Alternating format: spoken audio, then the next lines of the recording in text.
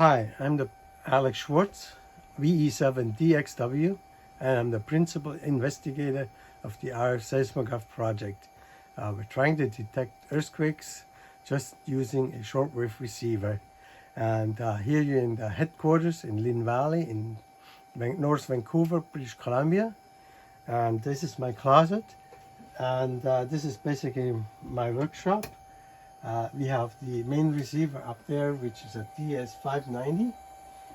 It scans every 7 seconds to a new band and then records the noise level. And the noise level is recorded via the RF-Seismograph program, which runs on top of the Raspberry Pi, which is the white box. And down here we have the main computer with our new software called Earthquakes versus Propagation display software. And what basically does, it takes the measurements, the data come from the seismograph, gets plotted here, and it gets correlated with the timing of the strength of the quakes that the USGS puts out on their website. And we record all the quakes. The quakes here are the green and the white spikes. The green are very small quakes, and the white spikes are the bigger quakes. And if they get really big, they will show up as pink. But basically, what we do is we do the measurement of the propagation and correlate it to the earthquakes as recorded by the USGS.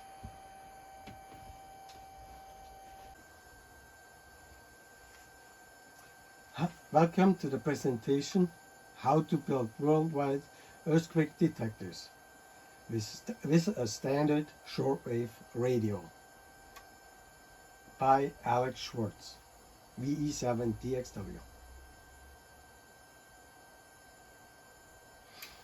To first understand how earthquakes affect the propagation, we first have to understand how earthquakes create electromagnetic fields. There are several ways electromagnetic fields are created. The first are the piezoelectric effect, which is the main cause of the electricity that flows, and the electromagnetic field as a result of that. Secondly, there's microfractures in the rock that release vast amount of electrons, and these electrons move up towards the surface and circulate around the quake area. There is a current flowing. Electromagnetic will start to emerge out of the Earth's crust and move towards the ionosphere. Since the ionosphere contains ions, it attracts the magnetic field, and it creates an effect that allows the ionosphere to concentrate, and starting lenses that start to reflect shortwave radio. And that's the kind of propagation changes that the RF seismograph looks for. So this is a picture of how this basically happens, a very simple situation. So once the current flows at the bottom in the ground, the resulting magnetic field pops into the sky and then starts to changing the ionosphere. And this can happen within a half an hour, or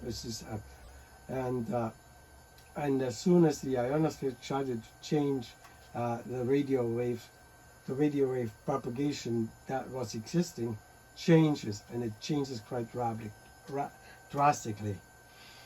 On the right, on top right, we see an equivalent of the what happens at the sun. The field lines are visible easily because we have bright ions that are lit up, and we can see that with a telescope. And this is exactly the same process that happens on the planet, just happens at a very lower energy level.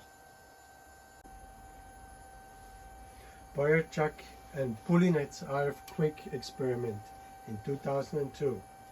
In their 2005 book, Ionospheric Precursors to Earthquake, they describe an experiment where they go into the outback of Australia and record the effect of earthquakes, of local earthquakes, on the shortwave radio frequencies. The measurement was carried out on the following frequencies: 129 to 132 kilohertz, 2.3 megahertz, 4.2 megahertz, and 48.06 megahertz.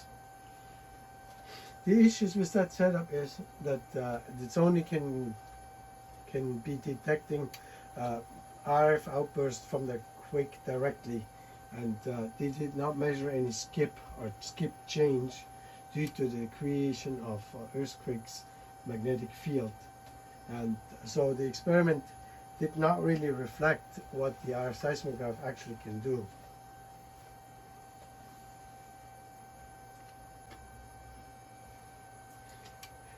Principle of operation of the RF seismograph.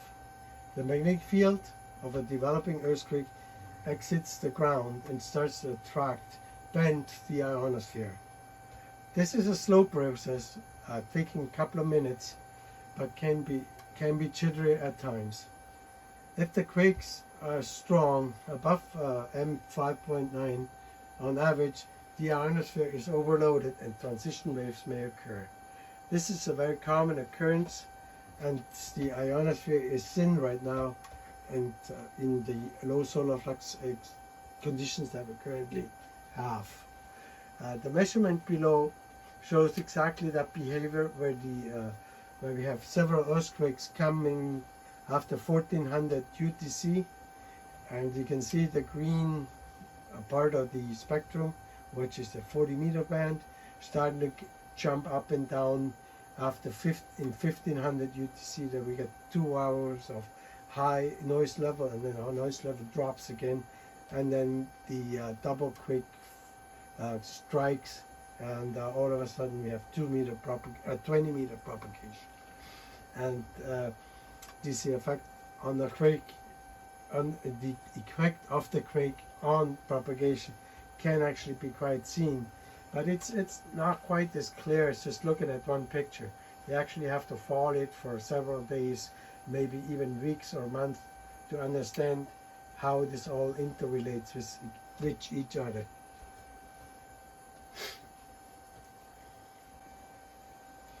The different types of measurement from the RF seismograph. The RF seismograph performs a semi-passive and passive measurement at the same time. The passive measurement only records the noise level.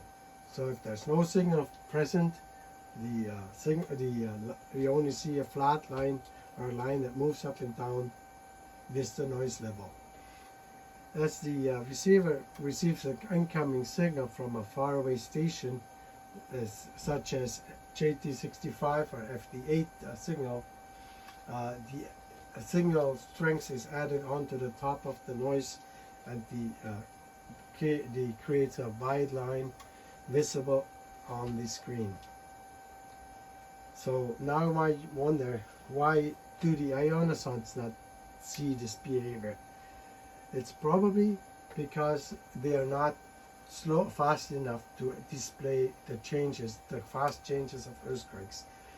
The ionosonts only measure every 15 minutes, and we'll usually miss most of the fast changes that are required to see the earthquake. Creating a worldwide propagation network to detect earthquakes.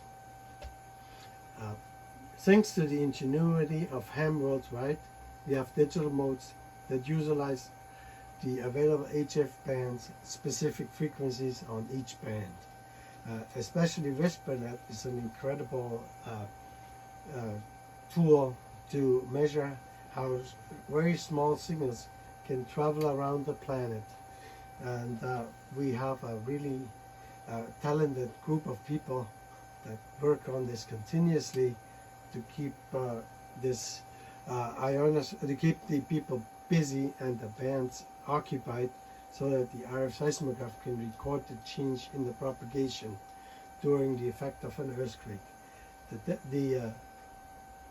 We basically built a worldwide machine that utilizes every station that broadcasts throughout the world in one of the ham radio frequencies that we measure, and every change that an earthquake makes will be recorded, because there's always another station somewhere in the world that is currently broadcasting and it can be seen on the RF seismograph, and the changes of the earthquakes will be measured as well.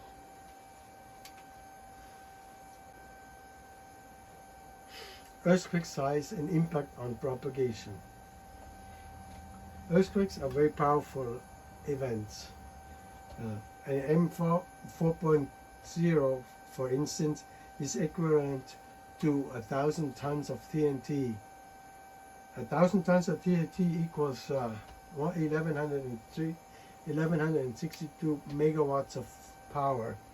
So if you consider that these quakes only last a few seconds, you're probably talking about a transmitter power over an energy of 1 gigawatt. And the effect of the quakes is always depending on several things.